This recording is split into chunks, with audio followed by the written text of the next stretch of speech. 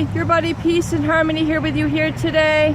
The road to recovery after narcissistic or psychopathic abuse does not have to be a lonely one.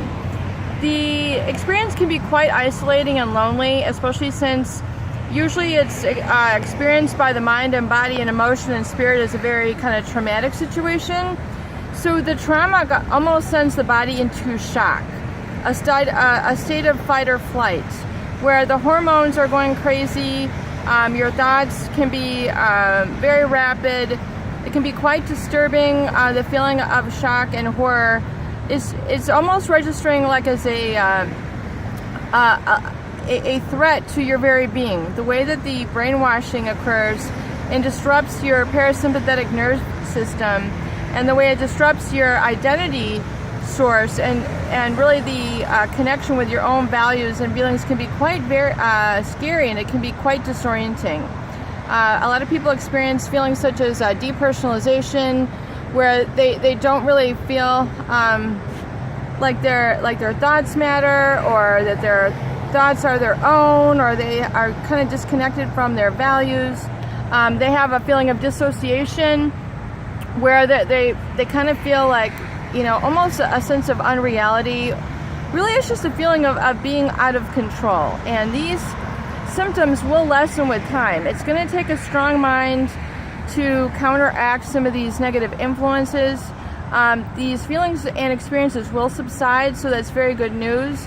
You have to counteract them, well, of course, by going no contact and not being around the negative, toxic influence of these people. And that will help, cleanse your senses. Recovering your senses with being around positive people and positive stimulation will definitely help as well. Things that are comforting, soothing to you. Definitely want to up that in your life after you've experienced this sort of abuse. Because it can definitely throw you for a curve. But the road doesn't have to be a lonely one. It can originally feel very isolating, and as I've mentioned before, a lot of people, unless they've been through this specific type of abuse, they don't really understand. They don't really get it. They haven't been there. They don't know the feeling. They don't know what you're talking about. You can find people who can give you a sympathetic ear, a shoulder to cry on, and take you out, to help you try to forget it and resolve it. But, it's very persistent symptoms oftentimes.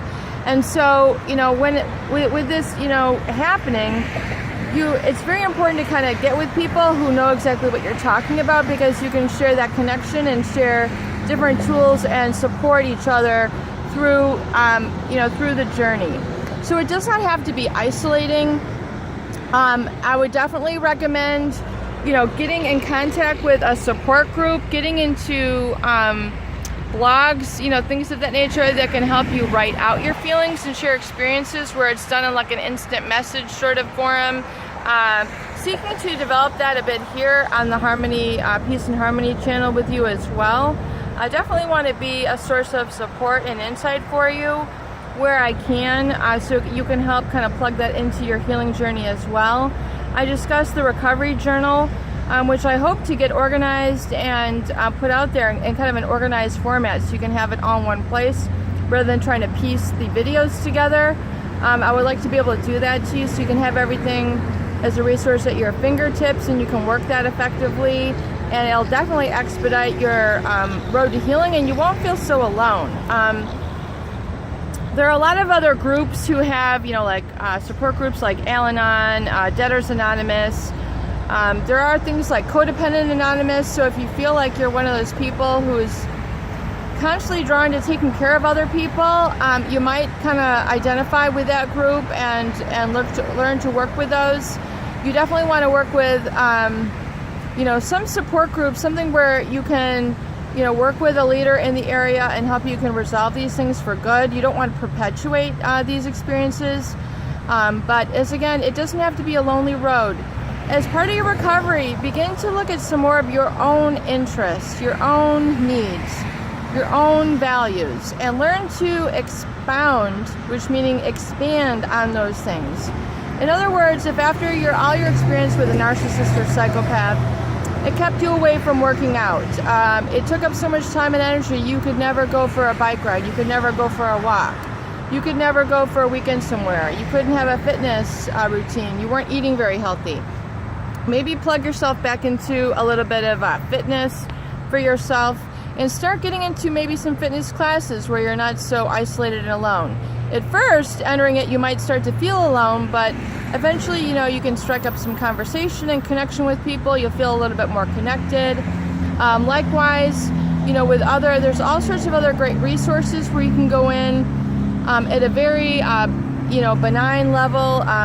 Classes at things like your local library, your local park district, your local community college. They can all have sorts of courses and things where you can connect on some areas of your interests on a very benign, very platonic level. I think working on the platonic level is very important, and not just trying to go out to various bars, you know, and trying to, you know, continue on the hookup scene until you've kind of figured these things out.